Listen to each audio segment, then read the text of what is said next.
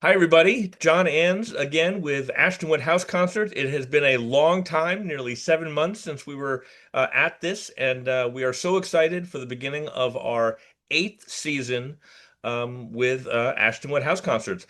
And also couldn't be happier than to have Kieran Brown and Gabriel Schillinger-Hyman coming to be here and perform on Saturday, June 7th. So, as we like to do, we want to get to know them a little bit better, and so we'll invite them in and have a chat. Hey, everybody. Hi. So anyway, very excited, obviously, for our next Ashtonwood House concert, June 7th, Saturday. And Karen, you and Gabe are going to be here. But for Yes. those who don't know you as well as they should, although hopefully we'll put an end to that pretty quickly, just tell us a little bit about yourselves. Karen first, just who, where, what, and what brings us almost up to this moment. Yes. So thank you so much for having us. We are so excited.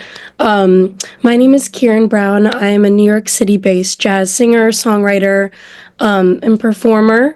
I'm originally from Fairfield, Connecticut. And I've been living in New York City for about 2 years. I did my undergrad in jazz and business at Indiana University, Jacobs School of Music. Graduated in 2022. And now I'm here performing and touring and recording. And yeah, and I'm so excited to be here. I'm just trying to remember, John, where we met. I think we met through mutual friends, but Yeah, well, and we'll get into that sort of yeah, all the crazy good young artists down in New York right now. When I think that is what sort of crossed our paths, whether it was Benny or Kate or one exactly. of many. Yes. And Gabe and I actually met through mutual friends as well on the scene. Yeah. So Gabe, tell us about you. Yeah. Well, I'm from San Francisco, California. My parents are actually from New York City, and their parents are either from New York or are immigrants. So I've been straddling the two coasts for as long as I can remember. And I moved to New York 4 years ago. I actually did my undergrad at Brown University for Hispanic literature, Wow. with a focus in Gothic 19th century film and lit, and then made a hard pivot and did a master's in jazz piano performance at the Manhattan School of Music. And that's a 2-year program, but I was basically trying to hit the scene as fast as possible, and been really lucky to meet incredible musicians and artists, including Kieran, and I'm very lucky to be just performing almost every night in New Well, York. and you're obviously in the right place to do all that. Yes. Right. Right. Um, so just because it's not a decent interview unless we ask this question. Kieran, what are your influences as far as what sort of informs your approach to music, or even the way you actually perform music? I mean, are there key people that make you who you are, or at least who you're still working towards or aspiring, or in your head when you're either performing, recording, or even writing? Yeah, it's so funny. I think about this question. I think every year I kind of think about how this changes, but I'm interesting because I have such a diverse musical range. Like I grew up listening to a lot of musical theater in Broadway and Judy Garland, Barbara Streisand, artists like that, Frank Sinatra.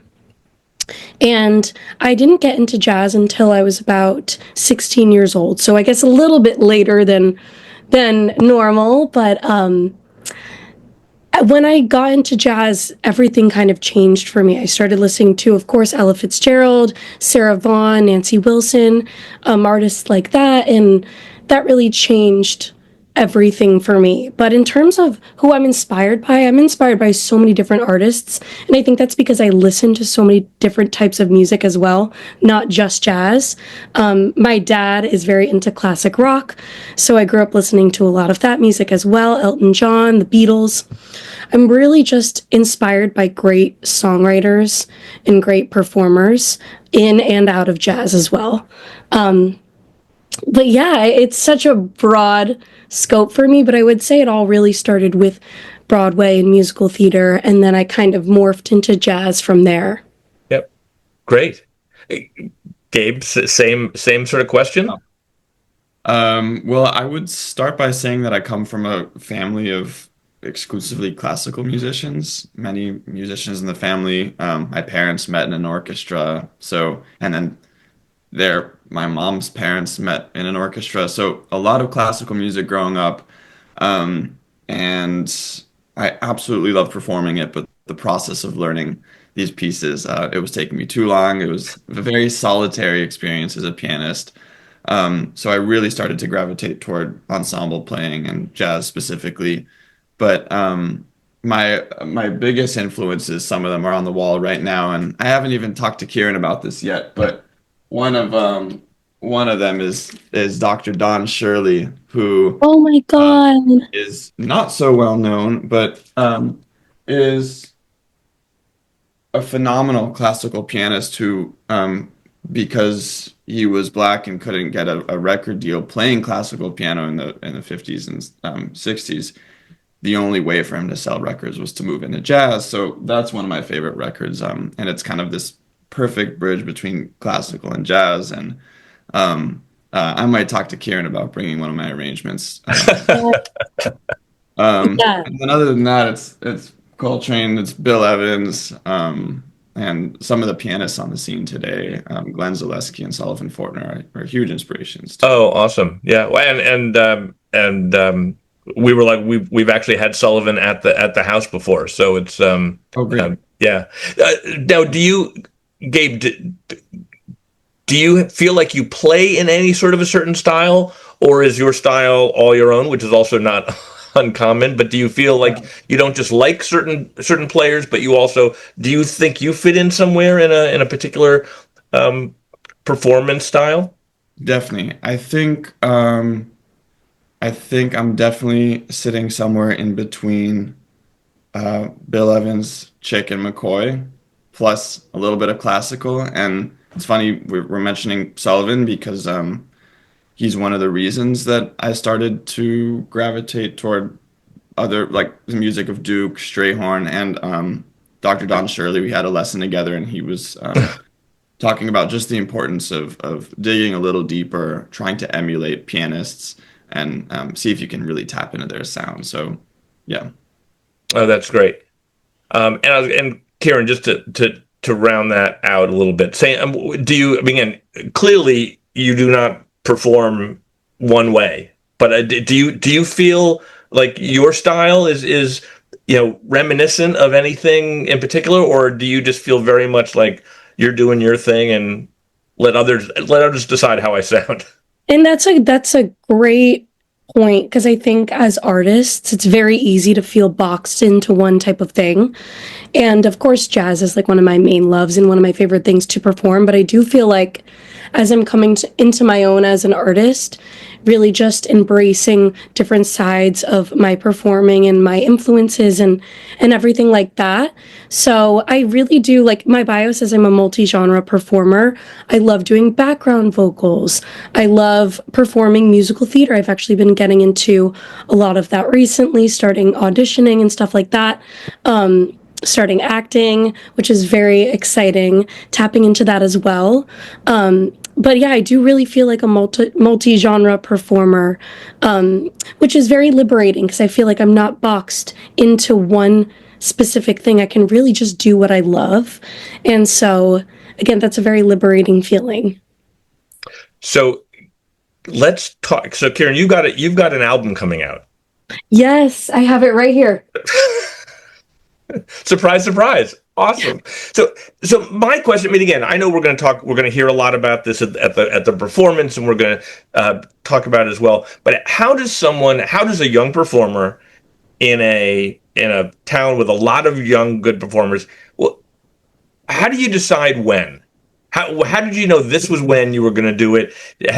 Was it long enough? Did you have enough of a repertoire? Had you met the right person? Yeah. When do you decide to put out that first album? I guess it's a culmination of all of those things. I put out some music in college. They were college projects, and it was really nice to test the waters. I put out a Christmas EP, which I arranged myself, my first kind of like debut as an arranger for horns and rhythm section. And then I also put out a ballads album with a collaborator, a great pianist, classical and jazz pianist, Abik Mazumdar. And we put out a ballads duo album in college. So I had those two college projects, but I didn't have anything out coming to New York that I felt like this is me, this is really representative of me. And so I felt like being in New York for about 2 years, I was able to play with a lot of people I really loved and enjoyed and find music that I really felt was representative of me as an artist and a human being.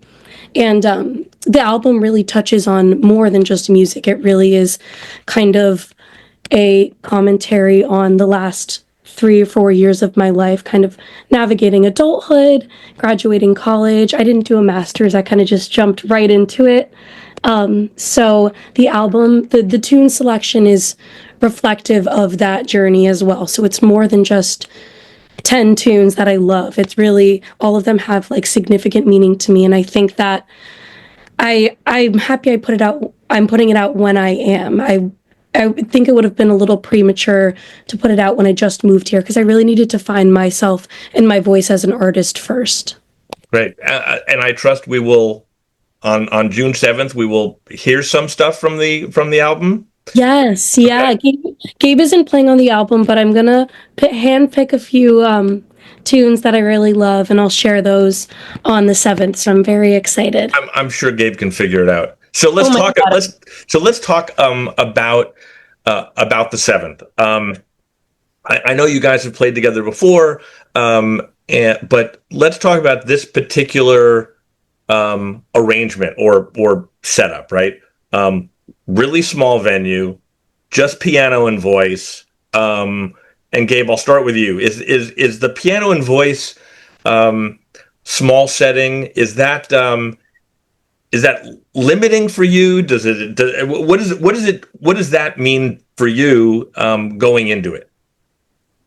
Yeah. Well, I think I'd be lying if I said it wasn't limiting, but every different setting is limiting for a different reason. So, and I don't mean limiting in a negative sense. It's just my role as a pianist and as an orchestrator changes.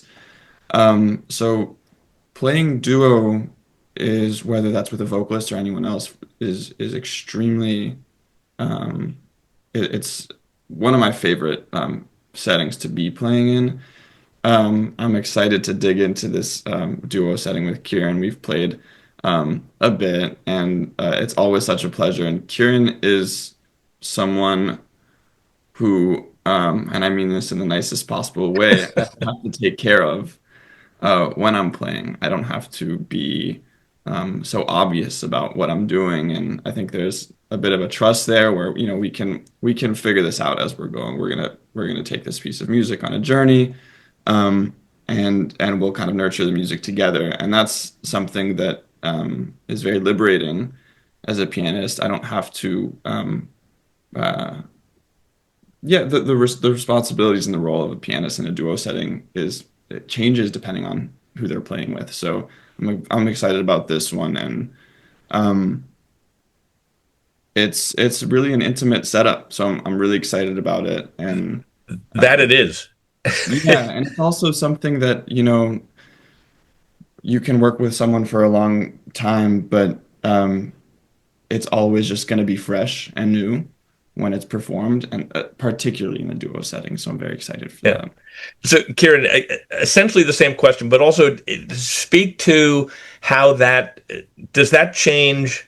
I assume it does, but speak to how that may change the songs you pick and the songs you don't pick, right? I assume there are a couple of tunes that you might like to do, but boy, you really need a full rhythm section. And then there are some things that are just perfect for this format, maybe better than others. I do think that it's funny because I what I love about jazz is that it can really go both ways. Tunes that kind of fit a beautiful full rhythm section also sound very nice, stripped down to duo, whether that be with a pianist or a guitarist. Um, I think it can kind of go both ways. But it's so funny because Gabe and I do have a very different music style. Like we are different, but we I think one thing we really do agree on is that we both just are a lover of songs. And we've played a few sessions recently where we've discovered some songs that we both love playing. Some of them I haven't visited in a really long time. Like I know we were playing The Days of Wine and Roses a few months ago, and I had not sang that song since college. But we were playing it together, and Gabe was like, "How about this song?" And I kind of discovered new life with it. And now I only love playing it with Gabe. But yeah, I think it's really fun and duo is very vulnerable, but it's something that I'm very comfortable with because as a vocalist, that's like one of our favorite things to do. Just be with a pianist. Like that's the best. It's always such a treat when that is the case. But I think it also really depends on the room setting too. And what's really beautiful about like a house concert is that it really allows for that type of setting to shine and for the artist to just be there candidly and be their most vulnerable, stripped down selves in front of an audience who's just a few feet away from you, as opposed to being on a big stage with lights and all that kind of stuff. So I'm very excited and we're really looking forward to it. And I'm excited to bring we're still finalizing what exactly we want to perform. We know we have a few tunes that we really love playing together, but I do want to bring some originals. I want Gabe to share some of his music as well. So it's really going to just be a taste of both of us as artists. And then just something extremely technical. I don't know if you or the listeners will actually find interesting or not, but something I've been really thinking about as both as a soloist, but especially in a duo setting, is just exploring my relationship with space. So playing versus not playing.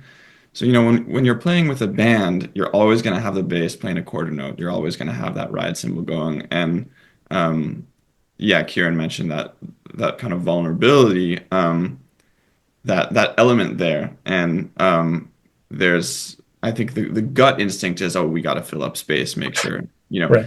but especially in this kind of intimate setting, every millisecond and half a second and even second of silence feels a lot longer and potentially more impactful. So I'm kind of excited to I've been approaching the duo, kind of thinking about the negative space too. So excited to get into that. Yeah, no, I think that's great, and I think one, you having said that, I think will key some of our listeners in to that. But I think you're right. There are times when just to use a cliche, when less is more. But you're right. Creating that sort of room, even though as a in a duo setting, you're also sometimes playing a couple of parts, right? I mean, you're playing a little bit more bass, I guess, maybe to make up for the instruments that aren't there. But I think that's a great point. My guess is our listeners will be listening for that.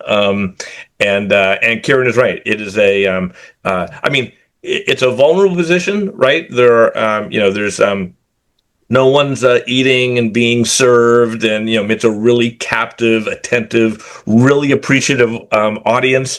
But they are supportive. You will be in good hands, I promise you. So yeah, that's great. So we really are looking forward to this. It's been a long time since our last concert. Our spring was really, really busy, and so we are thrilled to have you guys coming up. We can't wait, and we look forward to what you guys put together for the 7th. We're so excited. I'm like, we got to get another rehearsal in the books. I actually had been sick a few weeks ago. We were supposed to play duo, and I am now recovered, which is so great. So I'm so excited to get back in with Gabe and really explore more of the material that we're going to present. And it's going to be a great time. I'm so excited. I haven't been to Massachusetts in a very long time. I don't even remember when. Well, it's not that far from Fairfield County. I mean, we're just up the road a I little know. bit. Yeah, it's not that far. I'm very excited to go up. Well, like I said, we cannot wait to have you here. It's only a few weeks away, and we will see you here Saturday, June 7th, at Ashtonwood, otherwise known as my house. And again, the concert will be live in the living room, but it'll also be streamed on Facebook. So we look forward to seeing you and everybody else then. Thank you so much. Looking forward. Thanks, guys. See you soon. Take care.